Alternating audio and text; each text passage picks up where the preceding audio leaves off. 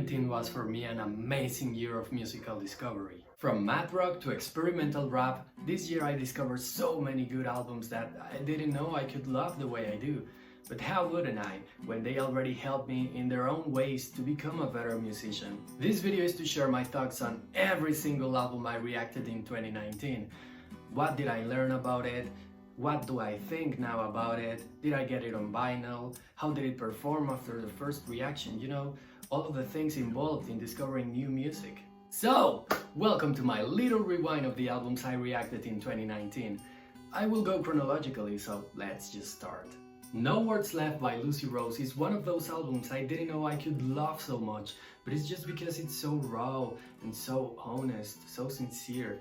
And also is sad and beautiful, and I love that combination. Of course, I got it on vinyl. When We All Fall Asleep, Where Do We Go is not an album for me. It wasn't on my first reaction, it wasn't after when I tried listening to it again and again. It just doesn't add up for me. But I did learn something about it, and that is that if you have a good image and a good fan base, you can be successful, doesn't matter how oversaturated and underproduced some of your songs are. Of course I love this record from the very beginning. You watched me enjoying it for the first time, but what you didn't watch was what happened after. And it happened that I paid attention to the lyrics and I found new meanings. I discovered so many things, like you don't need a big studio to create a masterpiece. You just need your passion, your guitar, your voice, your words to move somebody to tears, like it happened to me at the end of Oh Connolly and Two-Headed Boy Part 2. And of course I got it on vinyl, and this particular copy, the fidelity of it is just amazing. I listen to it almost every day. I just love it. One of the things I love the most about a record is when the aesthetics go perfectly with the music in it. Look at this. This is a perfect culmination of it. You can hear the guitar tune looking at this cover. But this record is not only about the aesthetics of the cover or the music. This record is about the moment, about something that may never happen to you before, but you feel as yours because it's so human and so relatable. Doesn't matter if you've never been through a breakup before. When you listen to this little record, you will. If you've been on the channel for a while, you know I really love Interpol. But I recognize this isn't their best work. It's enjoyable, yes, but nothing fancy. There are only a few things that I love more than a sunny Sunday afternoon and this record. It's just the amount of passion and the quality and attention to detail. Every single time I listen to this record, I discover something brand new, and I just love it for it and for many different reasons. Of course, I got it on vinyl, but I made the mistake of buying the 2018 purple pressing reissue. It's just awful, it has a lot of background noise. If you are going to buy this record on vinyl, just go with the standard black one. When I first reacted to it, I was excited, but I didn't understand until much later how good of an album this is. It has some motifs, some dynamics that you just don't find anywhere else, and that's because this is music for musicians.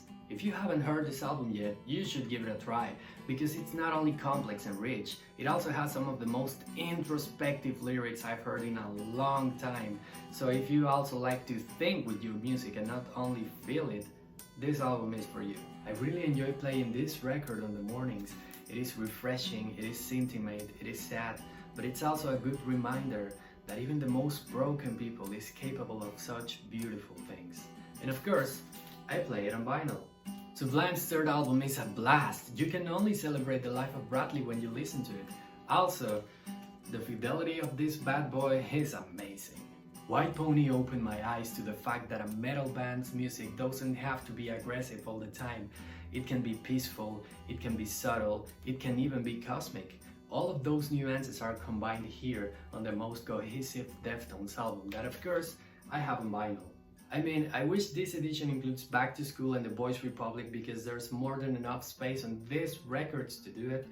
But it's okay, I guess the band wanted the album to be as they conceived it in the first place. My favorite Dead Grips record, The Monister.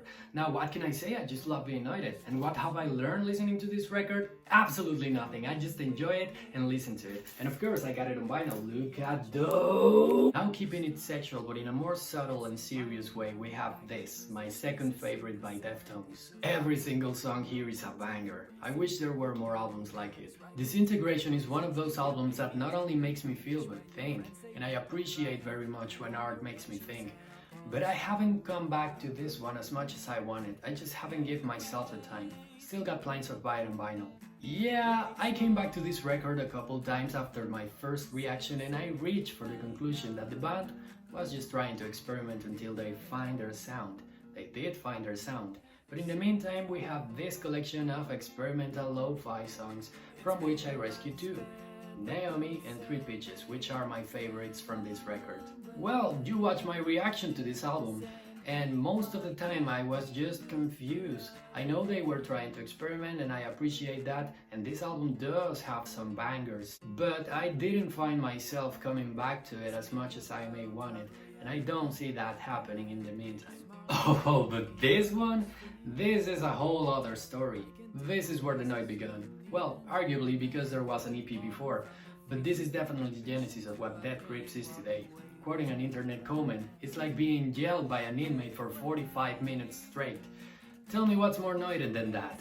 I said it in a reaction before, sometimes I'm very proud of recording my first time experiencing some albums on camera. This is one of those times. Look, I'm not somebody who watches his own videos, but this reaction is an exception because you don't know how much I wish I could go back and listen to this for the first time again and again. I just love this record. This record has taught me how complexity is not an obstacle to create such bangers.